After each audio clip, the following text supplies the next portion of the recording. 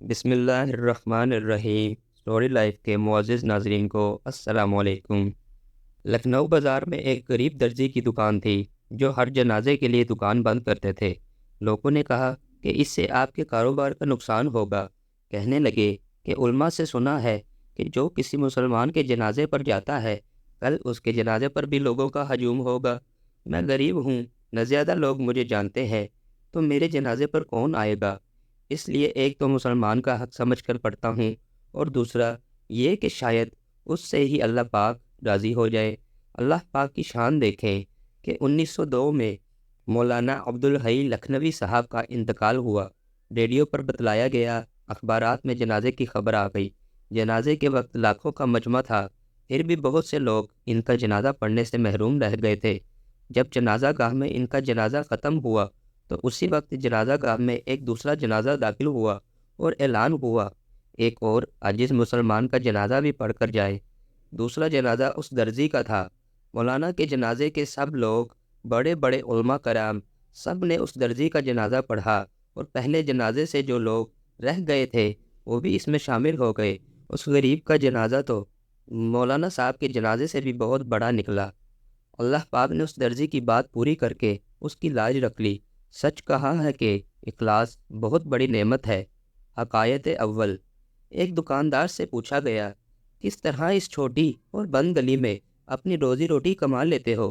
دکاندار نے جواب دیا، میں جس سوراخ میں بھی چھپ جاؤں موت کا فرشتہ مجھے ڈھونڈ نکالے گا۔ تو یہ کس طرح ممکن ہے کہ رزق والا فرشتہ مجھے ڈھونڈ نہ سکے؟ حکایت دوم۔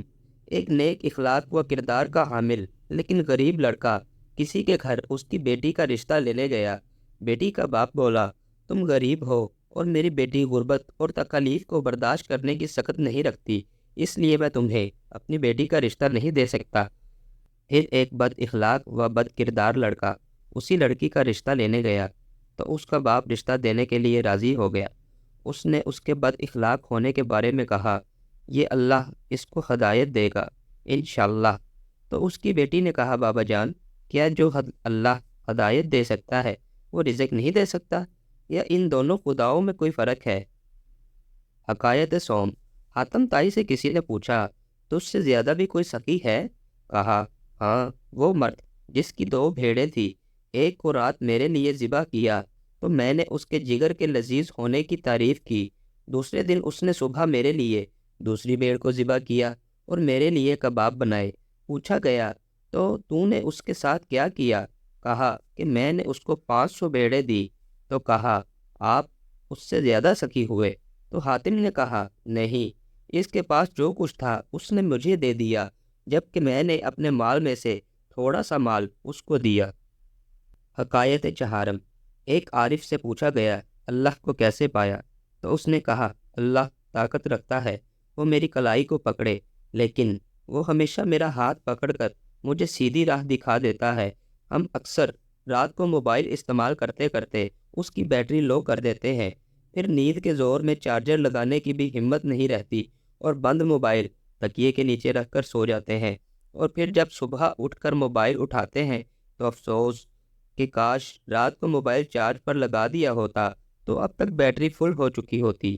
ٹھیک اسی طرح ہم قبر میں پچھتا رہے ہوں گے کہ کاش فرصت کے اوقات میں ہم غنیمت جانتے، نمازیں قضا نہ کرتے، کاش رمضان کے روزے رکھ لیتے، کاش فلاں گناہ نہ کیا ہوتا، کاش فلاں گناہ سے بچ جاتے، کاش کسی کا حق نہ کھایا ہوتا، کاش حرام رزق سے دور رہتے، کاش حقوق العباد کا خیال رکھا ہوتا، کاش والدین کی فرما برداری کرتے، کاش زنا سے بچے رہتے، مست زنی سے بچے رہتے، فحاشی سے بچے رہتے، کاش کاش کاش۔ میرے دوستو، سانس ہے تو چانس ہے۔ اللہ کے دروازے 24 گھنٹے کھلے ہیں۔ وہ ایسا سمد ہے کہ جو کہ عہد ہے، اور اپنے سابقہ گناہوں کی اللہ سے توبہ کیجیے اور آئندہ کے لیے گناہ نہ کرنے کا تہیہ کیجیے۔ ایک زمانہ تھا جب ڈاکو بھی اعلیٰ ظرف ہوا کرتے تھے۔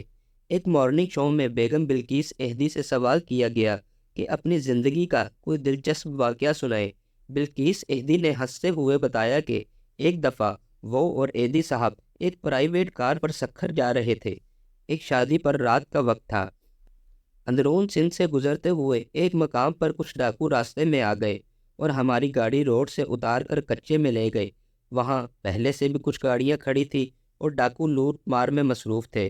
تھوڑی دیر میں ایک ڈاکو ہماری طرف آیا اور ڈرائیور اور ایدی صاحب کی تلاشی لی اور جیب خالی کرا لی۔ اچانک اس ڈاکو کی نظر ایدی صاحب پر پڑی اور غور سے ان کو دیکھنے کے بعد ایک ڈاکو جلدی سے ایک جانب کھڑی جیپ کی طرف چلا گیا اور ایک شخص کے ساتھ واپس آ گیا۔ اس شخص نے ٹارچ کی روشنی سے ایدی صاحب کے چہرے کو دیکھا اور پوچھا، آپ عبدالستار ایدی ہیں؟ جواب ہاں ملا تو وہ ڈاکو کا سردار ایک دم پریشان ہو گیا۔ فوری حکم ہوا کہ تمام گاڑیاں جن سے لوٹ مار کی گئی ہے ان کو مال واپس کیا جائے، اور باقاعدہ طور پر وہ شخص ایدی صاحب کے ہاتھ چوم کر معافی مانگنے لگا۔ مزید حیرت کی بات یہ ہوئی کہ جب وہ ڈاکو ہمیں رخصت کرنے لگا تو 20 لاکھ روپے بطور چندہ ایدی صاحب کے حوالے کر دیا۔ ایدی صاحب کے انکار پر بولا، سر، جب میرے جیسے گناہ گار پولیس مقابلے میں مارے جاتے ہیں تو ہمارا کوئی رشتہ دار ہماری لاش تک وصول نہیں کرتا، اور ایدی ہی تو ہماری لاش کو کفناتا ہے اور دفناتا ہے۔ تاریخ میں ایک ایسا شخص بھی گزرا ہے جس نے بھیک بھی دوسروں کے لیے مانگی ہے۔ ناظرین، اگر آپ کو یہ ساری سٹوری پسند آئی ہو تو میرے چینل کو سبسکرائب کر لیں تاکہ ہماری ملاقات بار بار ہوتی رہے۔ شکریہ۔